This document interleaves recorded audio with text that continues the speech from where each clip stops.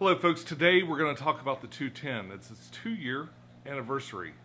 I'm going to tell you about some changes I've just made and the trials and tribulations, the good parts, the bad parts. It's all coming up right after this.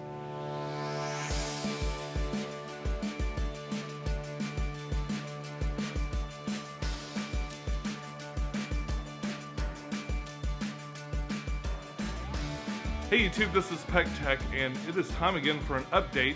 As you know, last year, right at the end of the year, I did an update on pretty much every tank in my house except this one. This one I held off a little bit for a couple of reasons. One, my biggest fish, Goofus, wasn't doing very well. And he was looking noticeably different as time went on, but he ended up passing away right around Christmas Day. And I'm really sad. The doofus is gone. I didn't feel much like doing anything with the aquarium. But some time has passed, and I decided it was time to really dig in there and do all the things I really needed to do to update this. Plus, I think I built this tank, I built it on New Year's Eve, so really about now is when the 2-year update would have been anyway. So that was a bit of a downer to start the year, but everybody else in the tank seems to be doing really well.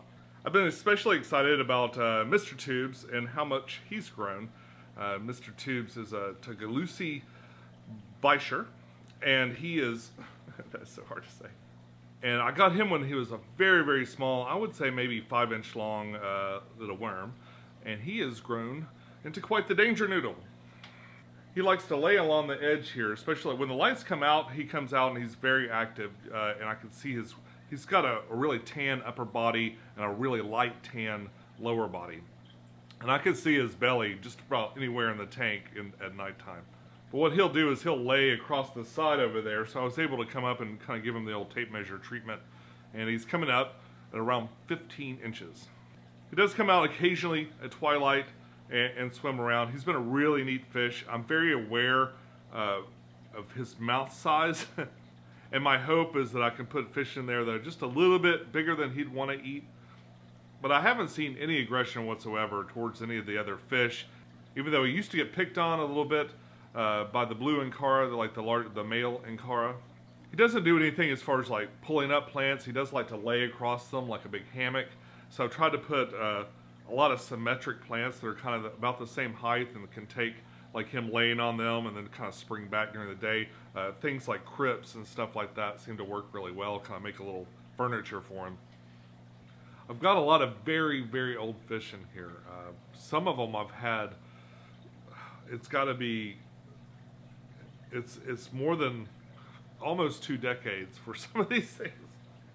I've got a super old bristlenose catfish and also a yo-yo loach. And they live in this tank. The yo-yo loach was brought over this year. I had to dig him out of the 27-gallon cube. He seemed kind of happy in there, I guess, but he was way too big for that little tank. And he's, for some reason, he hates bristlenose catfishes. So he loves to antagonize my bristlenose catfish, which is as old as he is. I've had it forever also. Likes to antagonize it by just like getting too close. Kind of sidles up next to it and just kind of wiggles around and aggravates the crap out of it. And every now and then they will really dust things up. I mean, I've seen them really go to town, like kind of sparring back and forth. For the most part, everybody seems to come out of it okay.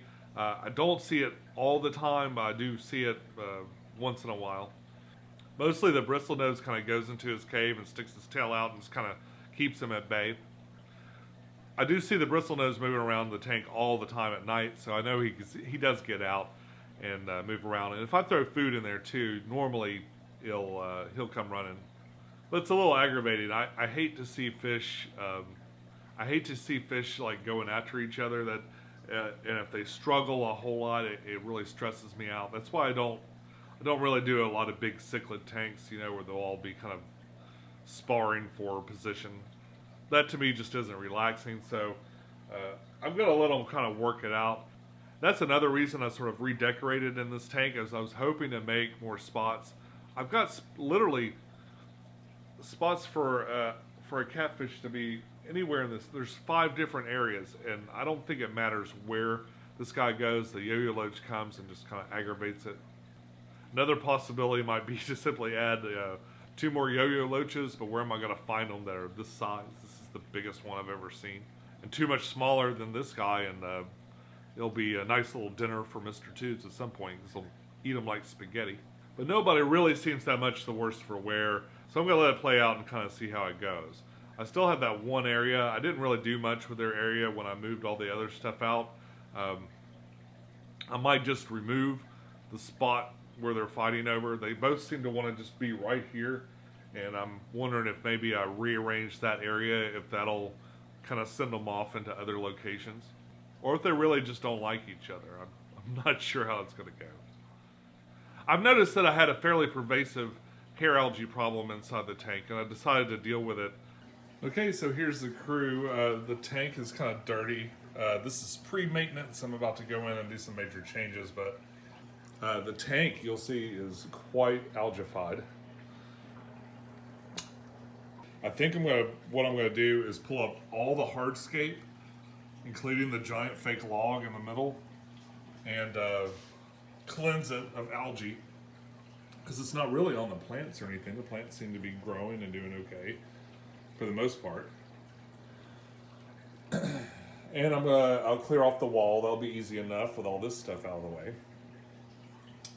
And I may or may not put this in here. Now, Mr. Tubes is going to hate that, because this is where he hides.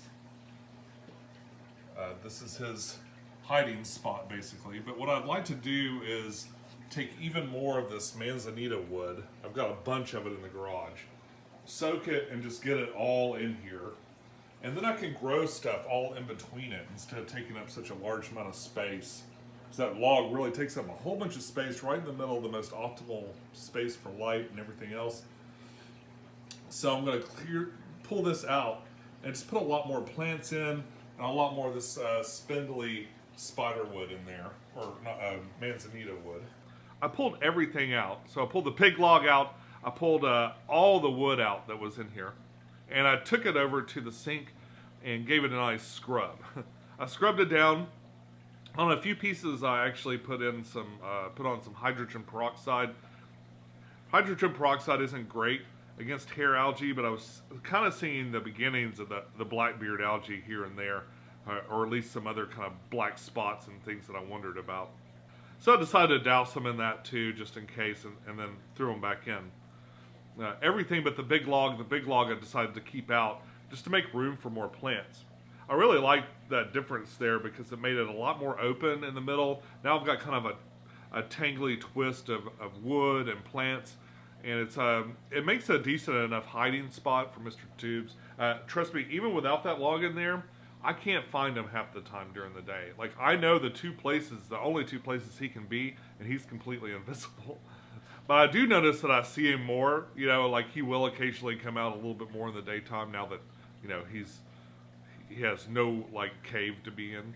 And it doesn't seem to be stressing him out too bad yet, so I'll just keep an eye on him. So maintenance on this tank is, it's not super fun. I have a small ladder that I keep next to the aquarium, and I use it to go up there, and I really get down in there and scrub, but I don't find that I have to do it as often as the smaller ones. I can let it go a little bit, especially with a low fish load, and that's kind of why I didn't keep a lot of fish in here, especially for the first 2 years. I was really hoping that the plants would explode and really take off. I noticed that hasn't happened either. I increased the light. I made things a little bit brighter. I've added additives to the soil and stuff, and a lot of the plants have done pretty good, but not really as good as I had hoped. And maybe I'm just being impatient. I know with the cube tank over there, it took quite a few years, like maybe 3 or 4 years, before those plants really kind of took over the tank. I'm definitely going for jungled out. The more jungled out I can get this thing, the less maintenance it is. And that's been the case on every aquarium that I've ever kept. If I can keep it balanced and keep the plants growing really healthy, then everything else that I put in the tank does really well too. So some of you that have watched for a long time know that the rainbows in here originally came from the 56-gallon tank upstairs. It's actually right above my head. And while they were in their tank up there, I noticed that they had been spawning. I was seeing the babies running around in the top of the tank. I grabbed those out, I put them in another aquarium, like a 10-gallon tank, and I kind of raised up the fry. They have finally gotten big enough to where I think it's time to rejoin their parents. And I've added 6 more rainbows to the tank. These are the offspring of the fish that are in here, now raised up and joining their family in a big tank. So that'll be interesting to see. One of them's a little small, and I'm hoping he doesn't end up becoming lunch for Mr. Tubes. But if he does, then I guess, at least one of my fish is benefiting. Sorry, little rainbow. But I had one rainbow. It was interesting. I had one rainbow that I had put in the 5-gallon tank versus the 10-gallon tank, or I might have put 3 in there, and I think 1 lived. The problem is I could never catch the thing, and it stayed in that 5-gallon tank way longer than I intended. So even after it started to mature and really look like a rainbow, it's still in this kind of really small aquarium. I think it stunted his growth.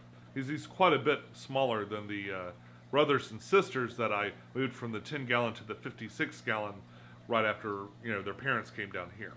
Because catching things in the 56-gallon was a complete nightmare, it was also jungled out.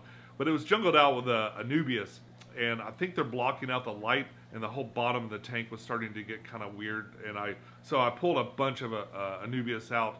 I've added them right here in the middle. I pulled the best parts of it off.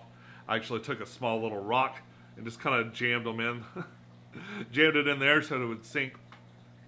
And I placed them kind of in the middle here. What I'm going to do is I'm going to let them get knocked around a little bit and kind of see if where they'll naturally stay and what looks best. They were starting to block out the light on the other. These are giant. These are the Cophilia Anubis, and they have really, really large leaves, so it's appropriately scaled for something like this. That's kind of left me with a re-aquascaped 56-gallon and great more material to kind of add into the space where there was once just a fake log. I had intended on adding more wood in here, but I've decided just to kind of let that go. It's a little bit too in the center. I think it's a little too symmetrical depending on how you look at the aquarium, with the wood just kind of coming up right in the middle. But it spans out in the background too, in kind of different areas over on the left and the right. So I probably will add some more. Soaking manzanita wood's not super easy. I'll do one side and then I'll do the other side. Then I'm left with this piece in the middle that I can't really fit into anything because I don't have a pot that's 6 feet long. As we move into the filtration down below, for the most part that's been pretty good. I had one issue though. This thing uses filter socks, and filter socks can be kind of a pain to clean. They're not the most fun to clean, but they are fairly effective. They seem to have done a pretty good job in here. The way they're connected, they have these little brackets, and those brackets are connected by these little things. And unfortunately, this would snap up, and then it would go through the plastic because there's something about that plastic. Nothing will adhere to it, so you can't glue things to it. It has to be molded and then kind of welded shut. I think they obviously attach something right at the top for a tube to go through, or in both areas for tubes to go through, in the first chamber. But there's no attaching silicone or anything like that. So they've got a thing where they push these pins through and they kind of lock up on the other side. You can kind of see where it would lock. Unfortunately, I found that those things didn't hold these in super well. And the way it's supposed to work is you would slide your filter sock onto here. This is right where the water comes in, and it would just kind of hold it, right? So this would be attached through the outside of the sump. And I'd go to pull this off, and it would pull those pins out, and that was kind of an issue. I wrote them, they sent me some more, and the other ones did the exact same thing. So I don't know if these are too small, these holes, or I just got unlucky twice. It was actually super easy to resolve though. I mean, it's not as pretty, but it's underneath here. I just use zip ties to attach this thing on, and now it holds it really well. And that is literally my only complaint on the seamless sump. Other than it's loud, I think all sumps are probably loud. So in my mind, I've got this video where I'd like to do where I try to make this as quiet as possible. I've got some ideas, you know, like I could add tubes so there's less splashing of the water.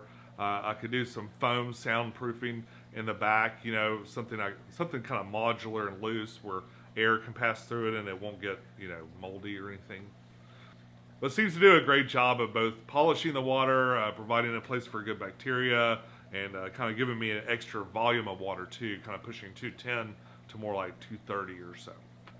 There's other cool stuff you can do with it too. Like I use my extra chamber there. I've got it where water's pumping in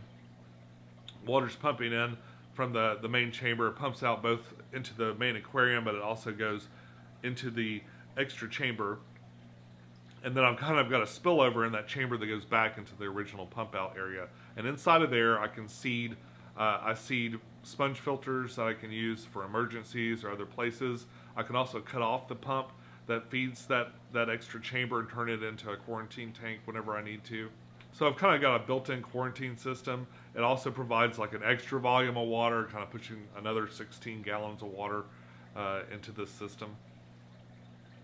And then when I need to, I can cut it off, use the sponge filter that's already been seeded in there, and use it as a quarantine tank. So it's pretty neat. It's actually kind of luxurious. I mean, it's a great quarantine. It's nice and dark in there. I can put a light in there if I want. But fish can live really comfortably in there without any stress. There's just enough places to hide, you know, with the filters and other things that are inside. But not so much that they're going to hide from you and you can't see them. I also switched to the bigger Kessel lights. I've noticed almost no difference with the plant growth. Maybe a little bit of difference, but overall, you know, I didn't see an enormous explosion of plant growth switching to the slightly larger Kessel lights. More and more as I look at these Fluval lights and some of the things that they're doing, I really like the granular nature of it, the amount of control that you have. You have a lot more control with these than I did with some other brands of lights that, you know, supposedly kind of come on real slowly and come off.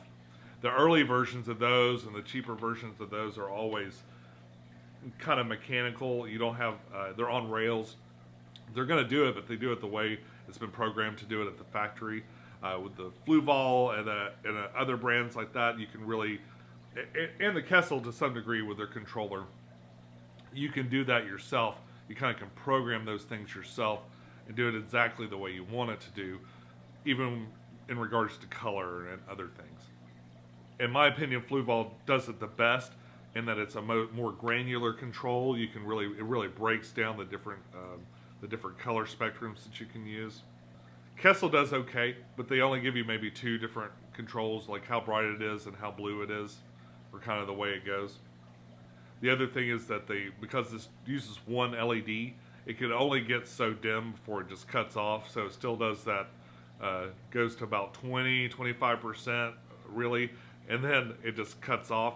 Whereas the other lights, they really go down low. Like they get very, very dim before they actually shut off, and I just think it's neat. So while I'm not disappointed with these lights overall, I do think there's room for improvement. I don't think Fluval makes lights strong enough to really get to penetrate this deep a tank.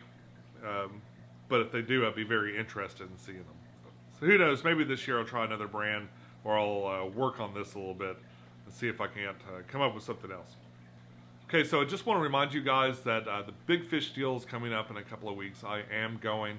I'm going to be doing a demonstration there. I'm doing a simple aquascape, and you'll be able to take that aquascape home, and it's a nice tank. There's a very nice tank and whole setup being donated, and I'm going to tell you more about that soon. But for now, be sure to go on the internet and look up Big Fish Deal. Big Fish Deal 8, I think it is. You can find them on Facebook too. If you live close enough to get there, it's just a one-day event. If you live close enough to get there, you should come. There'll be a lot of neat people there. That's all I got for you this week. Until next time, follow your bliss, keep a clean tank, and I'll see you soon. Bye-bye.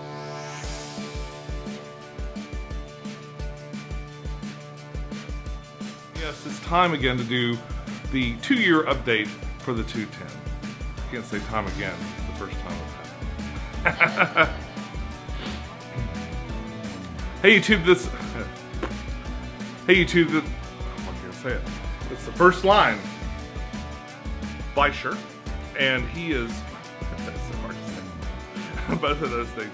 Tagalusi, Weisher.